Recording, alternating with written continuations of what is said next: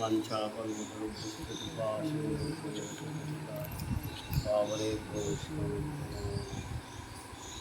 सर्वप्रथमस्माभिः गुरुपादपद्मनित्यलीलाप्रविष्टं बुद्धिभूषण भागवत महादेशी चरण कमल शास्त्रांग धन्यवाद ज्ञापन करी तदनंतर उपस्थित भक्तबृंद एवं गुरुगाधर प्रभु श्री चरण कमल अनंत कोटि षष्ठी धन्यवाद। এই যে ধাম যে আপনারা যেখানে পরিক্রমা করতে হতে উপস্থিত হয়েছেন, এই স্থানটির নাম হলো চম্পকট্ট বা চাপাহাটি। এখানে ভগবান গৌরগদার বিরাজমান আছেন এবং চাপাহাটির নাম কেন, পুরাকালে এখানে চাপা ফুলের বাগান ছিল, সেই ফুল তুলে গ্রামবাসীরা বাজারে বিক্রয় করতেন, তাই একে চম্পকট্ট বা চাপাহাটি বলে। আরেকটি কারণ, কৃষ্ণের অষ্টসখীর মধ্যে একজন সখী, উনি নাম হলো চম্পকলতা, উনি রোজ চাপা ফুল তুলে রাধা মাধবকে মালা দিতে পড়াতেন, তাই এর নাম হলো চম্পকট্ট বা চাপাহাটি। নবদ্বীপ ধাম মানে 9টা দ্বীপকে নিয়ে নবদ্বীপ বলা হয়। এই নবদ্বীপের মধ্যে আমরা যেখানে বসে আছি, এই দ্বীপটির নাম হলো ঋতুদ্বীপ বলা হয়। ঋতুদ্বীপ কেন নাম বলা হলো, এখানে 6টা ঋতু একসঙ্গে এসে ভগবান গৌরহরিকে আরাধনা করেছিলেন, তাই তারা প্রকট হয়েছিলেন 6টা ঋতু একসঙ্গে প্রকট হয়ে ভগবান গৌরহরির বিষয়ে আলোচনা করছিলেন যে কোন ঋতুতে ভগবান আসবেন। বর্ষা ঋতু বললো আমার ঋতুতে ভগবান আসবেন না, আমার ঋতুতে আকাশে জল হয়, রাস্তাঘাট কাদা হয়ে যায়। গ্রীষ্ম ঋতু বললো আমার ঋতুতে প্রচণ্ড গরম, ভগবান আমার ঋতুতে আসবেন না। শীত বললো আমার ঋতুতে প্রচণ্ড ঠান্ডা, ভগবান আসবেন না।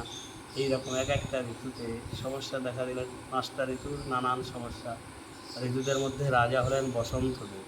তো বললো 5টা ঋতু মিলে বসন্তকে প্রার্থনা করলেন যে আপনি ভাগ্যবান, আপনার ঋতুতে প্রভু আবির্ভাব হবে আর আমরা সবাই আপনার অনুসরণ করব, বলে তাই হোক।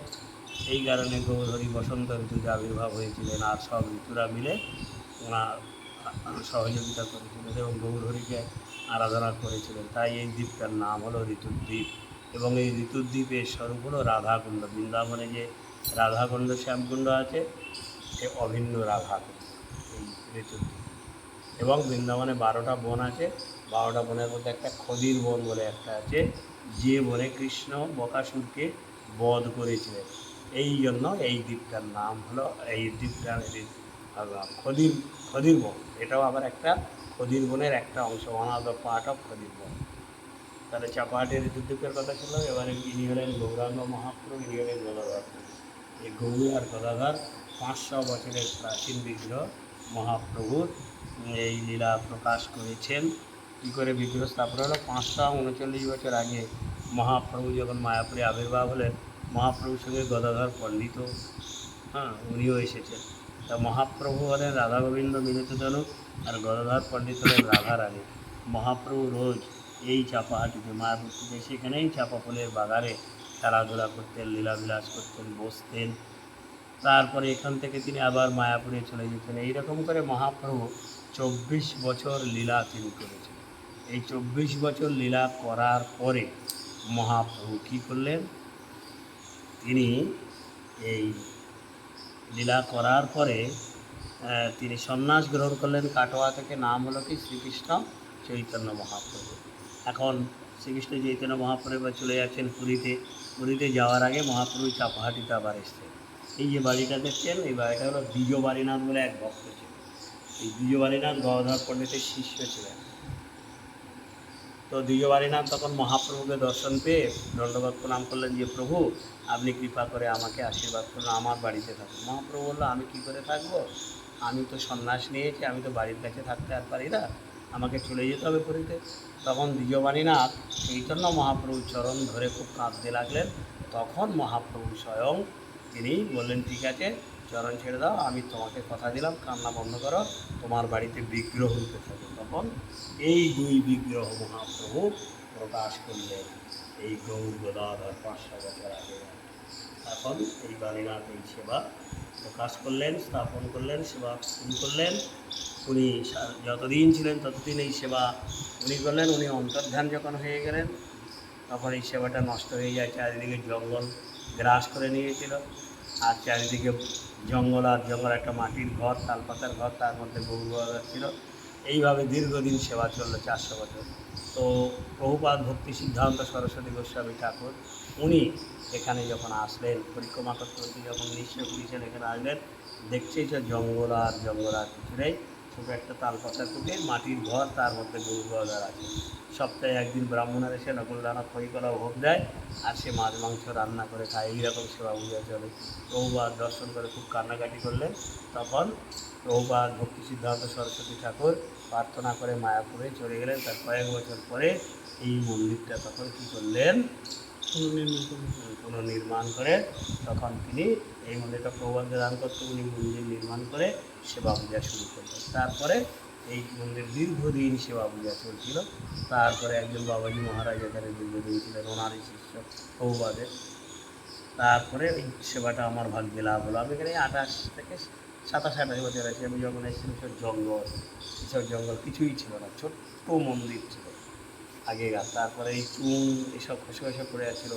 তারপরে ধীরে ধীরে প্রভুর কৃপাতেই এই 27-28 বছরে কোথাও বাইরে না গিয়ে ভিক্ষা কালেকশন না করে এখান থেকেই যারা আসেন হরিকথা বলি, কীর্তন আদি করি, সব ভক্তরা যে যারা পারে সহযোগিতা করেন। এইভাবে মন্দিরটা এখন সুন্দর হয়ে গেছে এবং গৌর গদাধর নিজেই কৃপা করলেন। আমি তখন সব মঠে গিয়েছিলাম বলার জন্য, কেউ তখন সব নির্ধারণ করতে পারেনি।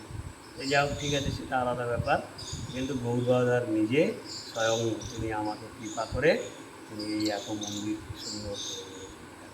এই জন্য খুব প্রাচীন মন্দির। আর এখানে 1000, এই জন্য আমি বলি যে মহারাজরা বলেন যে পুরুষোত্তম মহারাজ এসে যত যে আপনি কজন আছেন, আমি বলে আমরা 3 জন, গৌর গদাধর, আমার নাম হলো নিতাই। 3 জনে থাকি। এটা মানে ভালোই ভালো প্রচারও করে, বলেনও, বা অনেক মহারাজরা বলে যে নিতাই একা 3 জন থাকে। এখন 3 জন, হ্যাঁ মহারাজ 3 জনই, ওনার কৃপাতে এবং সহযোগিতায় এখানে আমরা থাকি।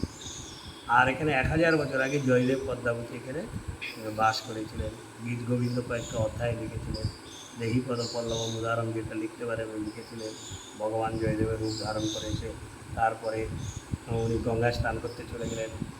তারপর ভগবান গোবিন্দ নিজে ওই শ্লোক লিখে দিয়ে, শ্লোক হাতে প্রসাদ পেয়ে শ্লোক লিখে দিয়ে অন্তর্ধান হয়ে গেল। আসল জয়দেব গোস্বামী এসে দেখলো পদ্মাবতী প্রসাদ পাচ্ছে।